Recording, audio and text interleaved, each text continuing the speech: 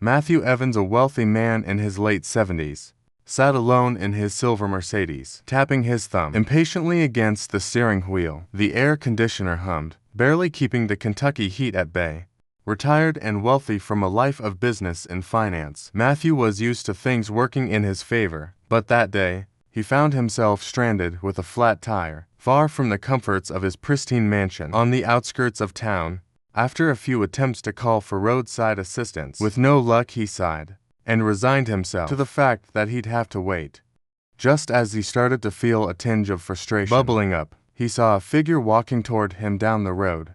A young boy, maybe 13 or 14, wearing a faded t-shirt and worn-out sneakers, approached with a determined expression.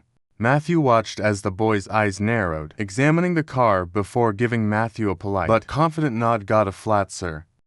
the boy asked, his voice steady. "Yes.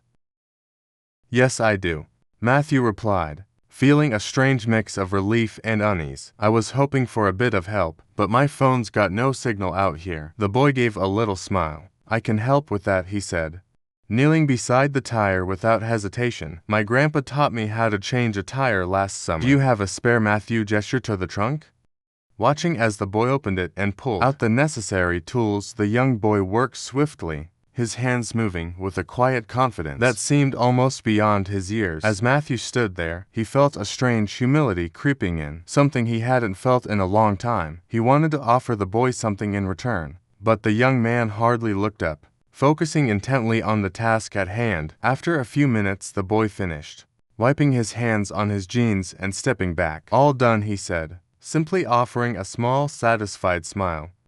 Matthew reached into his wallet and pulled out a few bills, holding them out to the boy. "Here, take this. I really appreciate your help." But the boy took a step back, raising his hand politely. "Thank you, sir, but I don't need anything, just happy to help." Stunned, Matthew stood there, money still in hand, as he watched the boy turn and walk away down the road. The interaction had left him moved somehow, though he couldn't quite put a finger on why. Alone now, he slipped the money back into his wallet and got back into his car, watching in the rearview mirror as the boy's figure grew smaller in the distance.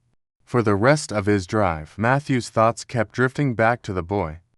There was a quiet dignity about him, a self-assurance that wasn't born from money or privilege, but from something deeper. That night, as he sat alone in his lavish home, Matthew found himself unable to shake the image of the walking boy, away with nothing but a smile. That evening, Matthew sat in the leather armchair of his study, surrounded by shelves of books he rarely opened. The room was quiet, save for the soft ticking of the grandfather clock. In the corner, his dinner, a perfectly prepared steak and asparagus, sat untouched on the side table. He couldn't stop thinking about the boy. Matthew had encountered thousands of people in his lifetime: business partners, employees, investors.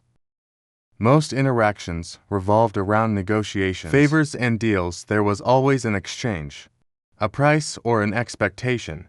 But this boy, this stranger, had helped him for no reason other than kindness. He leaned back, sipping his scotch. The memory of the boy's confident smile replayed in his mind. He didn't look like someone who had much. Matthew thought: the worn shoes, the faded clothes, the dust on his hands.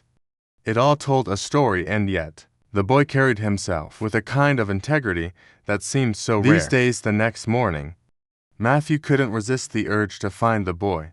He didn't know why, but something inside him felt unfinished. Maybe it was guilt, maybe gratitude, or maybe just curiosity. Whatever it was, he found himself driving down the same stretch of road, scanning the horizon for any sign of the boy.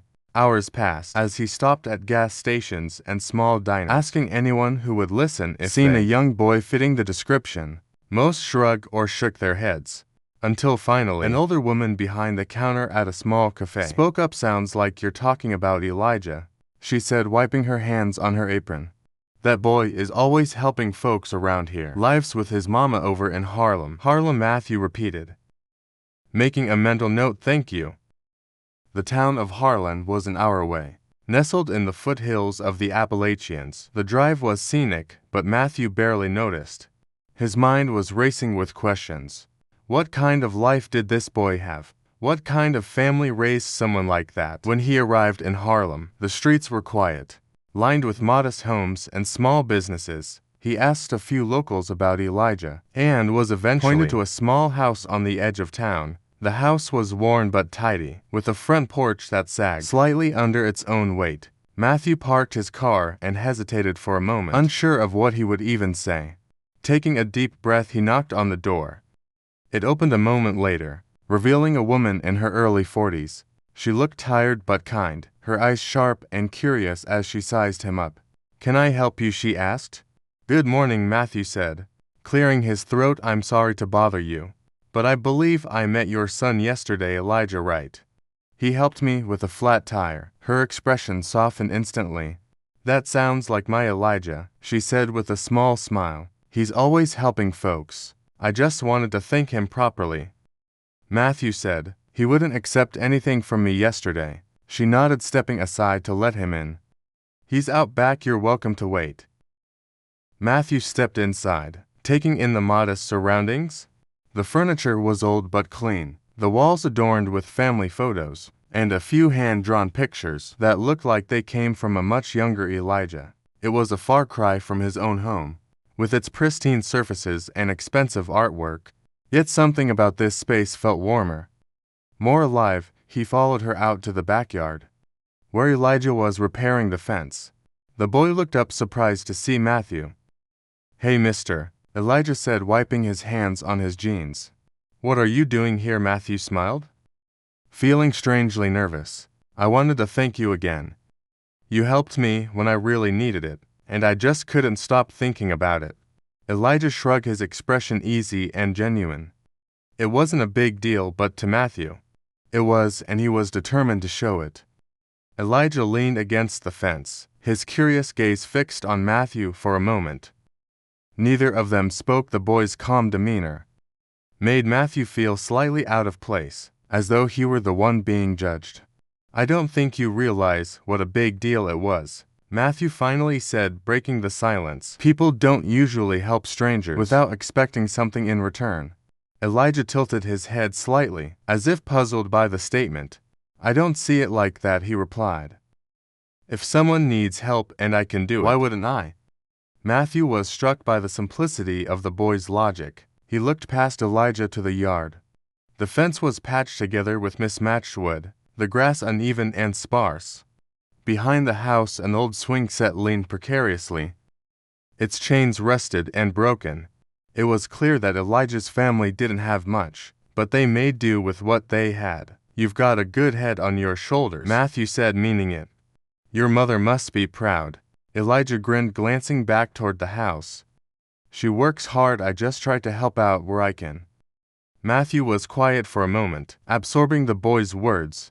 He thought of his own childhood, spent in a house much like this one. His parents had worked tirelessly to make ends meet, teaching him the value of hard work and perseverance. Over the years, he had drifted away from those lessons, caught up in the pursuit of wealth and status. Now, standing in this yard, he felt an odd sense of nostalgia and regret.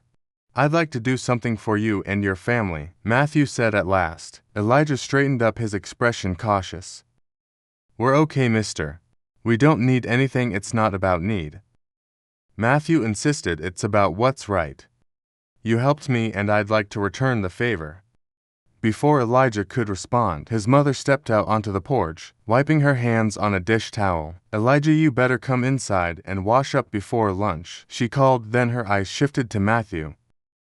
"Would you care to join us? It's nothing fancy, but you're welcome." Matthew hesitated, unaccustomed to such an invitation, but the sincerity in her voice left him no room for excuses. "I'd like that," he said, following her into the house. Inside, the kitchen smelled of freshly baked and roasted vegetables. The table was small, surrounded by mismatched chairs, but it was set with care. Matthew took a seat, feeling strangely out of place in his tailored suit amidst the humble surroundings. Elijah washed his hands at the sink and joined them, his easy smile never faltering. As they ate, Matthew found himself drawn into their conversation. Elijah talked about his school, his friends, and his dreams of becoming an engineer. His mother shared stories about the community, speaking with a quiet pride about the people who looked out for one another. Matthew listened intently, feeling a warmth he hadn't experienced in years. For all his wealth and success, his own home felt cold and empty, compared to this modest house filled with laughter and genuine connection. After lunch, as they cleared the table, Matthew turned to Elijah's mother. "You've done a remarkable job raising him," he said. "He's got more heart than most people I know." She smiled, her eyes shining with gratitude. "Thank you, he's a good boy. But we've had our struggles. We've learned to appreciate the small things." Matthew nodded, his mind already turning over ideas. He didn't want to overstep, but he couldn't walk away without doing something. For them, this family had given him a gift he hadn't even realized he needed, a reminder of what truly mattered. Matthew left their home that afternoon with a sense of clarity he hadn't felt in years. Driving back to his estate, he began to plan. This wasn't about charity. It was about honoring the boy's selflessness and the family's resilience.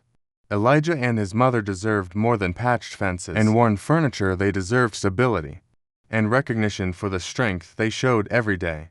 The next morning, Matthew made calls. Lots of them. He reached out to old colleagues, contractors, and suppliers. By midday, a plan was set in motion. Within a week, trucks and workers began arriving at Elijah's home. Matthew stood on the sidewalk, clipboard in hand, directing the renovations. As Elijah and his mother looked on in shock, "You didn't have to do this," Elijah's mother said, her voice trembling, as she watched the crew unload supplies. "We've managed fine on our own." Matthew turned to her, his expression earnest. "You've done more than manage. You've thrived. But you gave me something I didn't know I was missing. Let me give back." Elijah was quieter than usual, standing next to his mother with a thoughtful look on his face. Matthew knelt slightly, meeting his eye. "You taught me something, Elijah. Helping people isn't about money. It's about showing up. I want to show up for you." Over the next several weeks, the house underwent a transformation.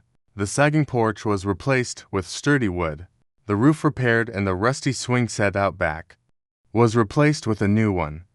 Inside, the walls were painted, the floors polished, and the kitchen upgraded with modern appliances.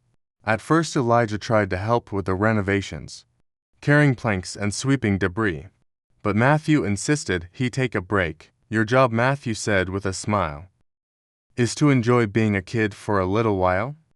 Still, Elijah couldn't resist, sneaking out to watch the crew work, his eyes lighting up with curiosity as he observed them measure, cut, and build. One of the workers, a burly man named Joe, noticed his interest and invited him to help measure wood planks. Before long, Elijah was asking questions about tools and construction, his excitement infectious. Matthew watched from a distance, a warm pride swelling in his chest. For the first time in years, he felt like he was doing something meaningful, something beyond himself. The boy's energy reminded him of the ambition he once had before. Life became a blur of boardrooms and stock portfolios. One evening, as the sun dipped low, the project was nearing its end. The family stood on the porch, marveling at the transformation. Elijah's mother turned to Matthew, her voice choked with emotion. "This isn't just a house anymore. It's a home. I don't know how we can ever thank you." Matthew shook his head, his tone soft. "You already have. You reminded me of what life is supposed to be about: family, connection, and purpose. I think I'm the one who should be thanking you." The final day of the renovation project felt like a celebration. Neighbors stopped by to see the changes, offering smiles and small gifts: fresh baked bread, jars of homemade jam, and even a potted plant.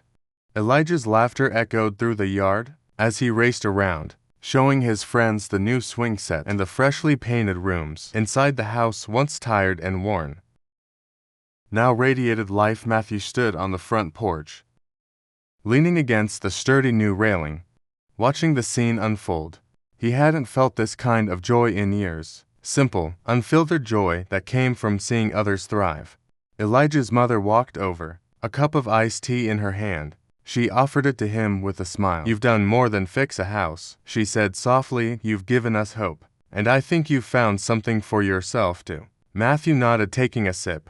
"I have," he admitted.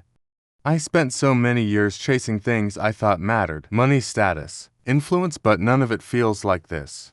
None of it ever filled me the way this has. As the sun began to set, Elijah joined them on the porch, his energy still boundless. He looked at Matthew, his expression thoughtful.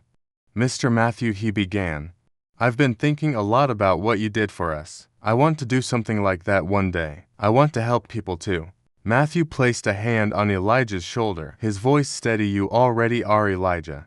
Your kindness set all of this in motion. Don't ever lose that." The three of them sat together, watching the sky shift from gold to deep orange.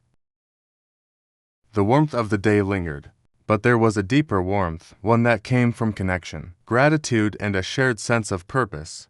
When it was time for Matthew to leave, Elijah and his mother walked him to his car. The boy's wide grin and his mother's tearful smile were etched into Matthew's memory. As he drove away, this wasn't the end. He realized this was just the beginning of a new chapter in all their lives. The weeks that followed brought more changes. Elijah's newfound curiosity about construction blossomed into a passion. Matthew arranged for him to spend time shadowing the workers who had helped renovate the house. Elijah soaked up every bit of knowledge, eager to learn. Matthew, in turn, found himself drawn back to Harlan again and again. Each visit felt less like a trip and more like a return home. He no longer felt like an outsider in their lives. He was part of something bigger now, and for the first time in years, he was content the story ended where it had begun. In a small town with a big heart, where one act of kindness from a young boy reminded an old man of life's greatest lesson: it's not about what you have, but what you give.